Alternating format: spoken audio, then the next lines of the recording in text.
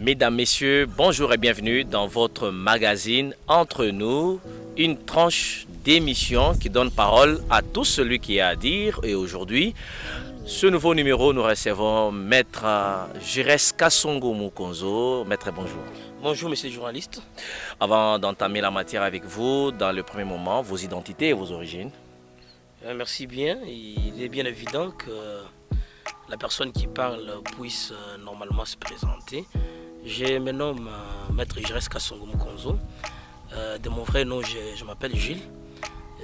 Je suis avocat après la cour d'appel du Kassai oriental, mais aussi assistant à l'université de Kami à la faculté des droits.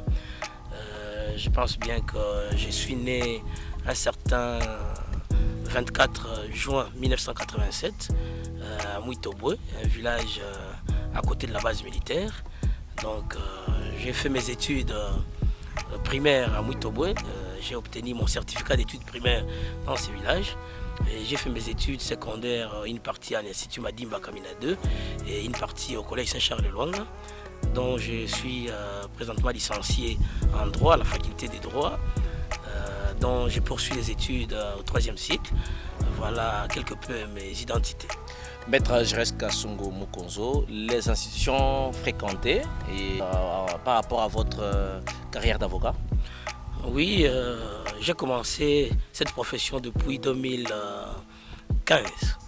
En 2015, j'étais déjà défenseur judiciaire et tout en étant défenseur judiciaire, j'ai plaidé dans toute la province du Haut-Lomami d'abord parce que en commençant par les tribunaux de grande instance et les autres tribunaux de paix qui se trouvent dans des territoires. Et en 2018, je suis devenu avocat près la cour d'appel du Kassai oriental, dont je me rappelle que j'ai déjà fréquenté la cour d'appel plusieurs fois, la cour d'appel du Haut-Lomami avec beaucoup de dossiers, la cour d'appel de Lubumbashi avec plusieurs dossiers également. J'ai déjà plaidé aussi au niveau national devant les conseils d'État à 2 reprises. Donc d'une manière succincte, j'ai quand même fréquenté plusieurs parquets de la République. Donc dans ma carrière, je crois avoir bien marché, fréquenté plusieurs institutions. On va y revenir, mesdames, messieurs. Je reçois Maître Jires Kasongo Mukonzo, connu sous le nom de Jules, comme il venait de le dire. Maître, je reviens une fois de plus vers vous. La politique vous intéresse? Oui, bien évidemment. Je suis politicien. J'ai fait aussi la politique. Pour le compte de la politique, j'ai même été conseiller du ministre national de la Santé à Kinshasa. Donc, je suis membre d'Ensemble pour la République de Moïse Katumbi Chapwe. J'ai fait aussi la politique. Depuis quand? J'ai commencé à faire la politique depuis 2016.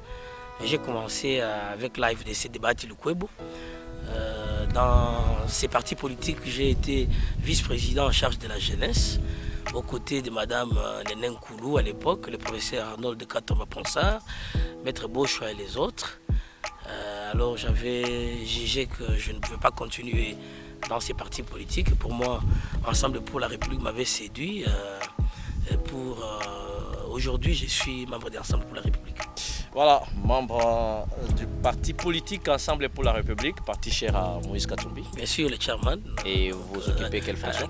Donc je suis membre, oui, je suis membre.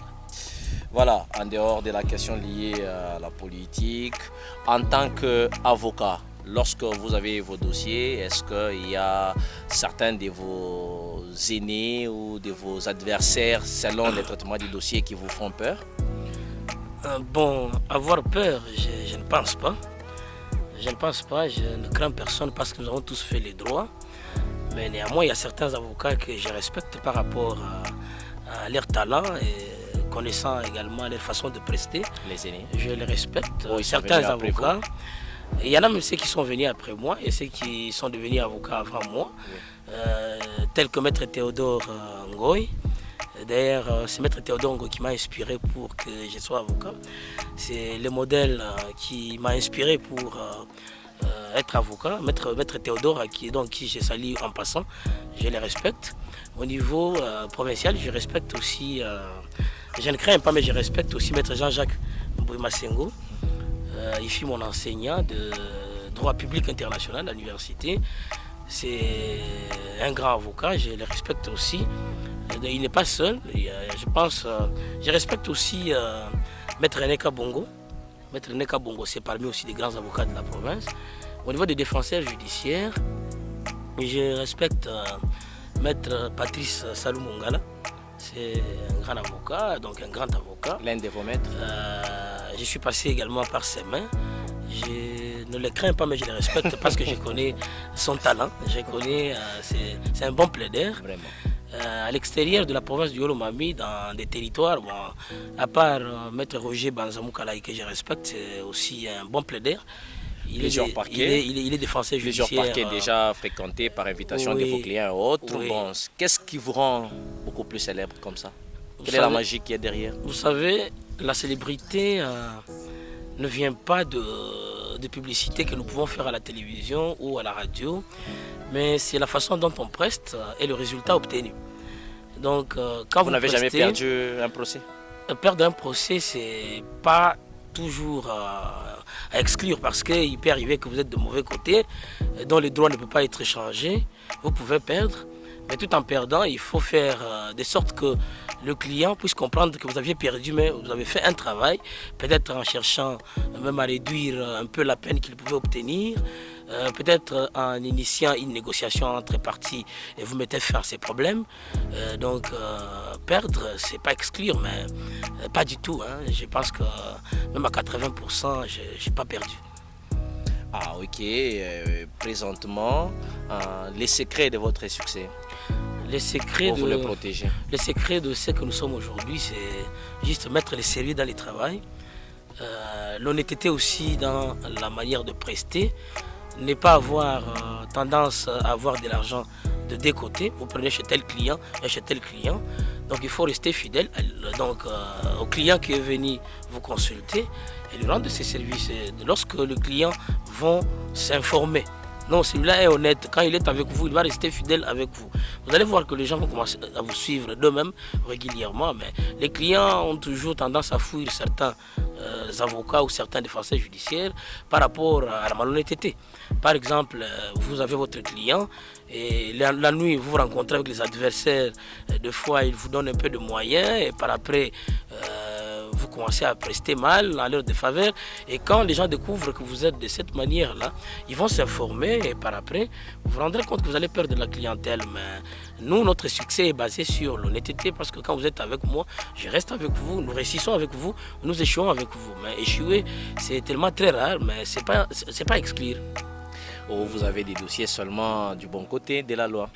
Bon, même si vous avez un dossier du mauvais côté de la loi, moi en tant que technicien, je sais toujours comment contourner la chose. Vous allez relever les exceptions. Il y a toujours une technicité à imposer.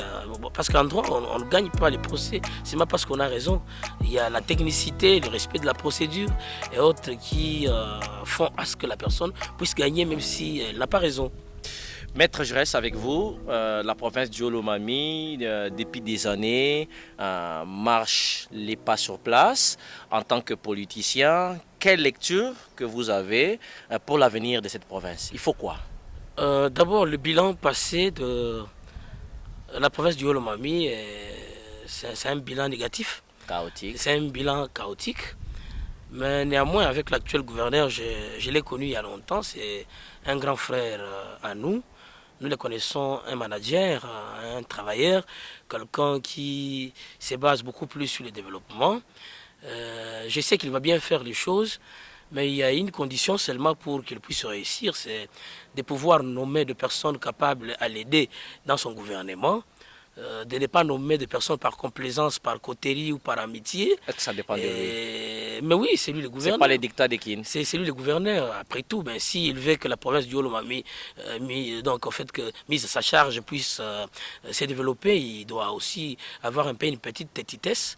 Parce que vous voyez, quand on fléchit, on s'agenouille toujours derrière les recommandations de politiciens de Kinshasa et autres. Voilà pourquoi on échoue.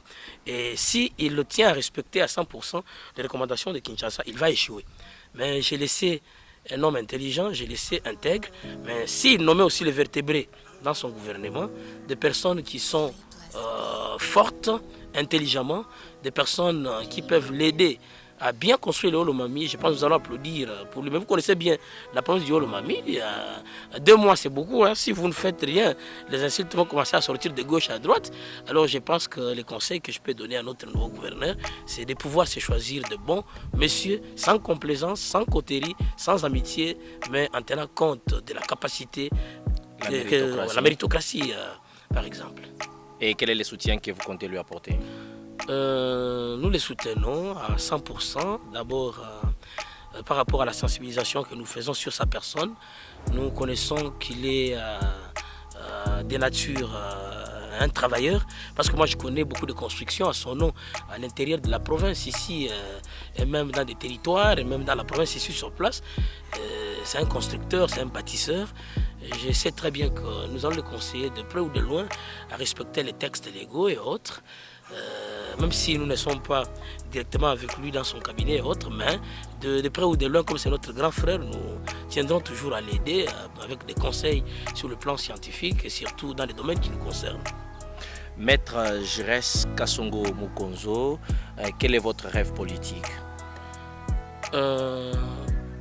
Je rêve beaucoup plus d'être président de la République. C'est ambitieux ça. Dans les années dans l'avenir ou qui viennent, je compte diriger ce pays. J'ai cette vision-là depuis ma naissance. Donc je n'atteindrai pas 60 ans sans devenir chef de l'État. Aujourd'hui j'ai 37 ans. Je suis en train de travailler. Oui, il me reste 23 ans. Je suis en train de travailler pour diriger ce pays et j'en suis capable. Je le sais que Dieu est en train de pouvoir m'aider à atteindre mes objectifs pour diriger ce pays un jour comme chef de l'État. Déjà à la fin de notre entretien, une matière qui reste à dire qu'on n'a pas relevée. Je pense qu'on a tout dit et du reste j'encourage votre émission qui permet à toutes les personnes de s'ouvrir et votre émission est en train de permettre à la population de découvrir certaines célébrités de la province et de l'extérieur de la province, des fois entendues par les noms et en passant par votre émission. Mesdames, Messieurs, ce fut notre fierté d'échanger avec Maître Giresse Kassongo Mukonzo, avocat. Et nous vous disons merci de la fidélité, merci de nous avoir fait confiance. Prochain numéro dans les tout prochains jours. Portez-vous bien.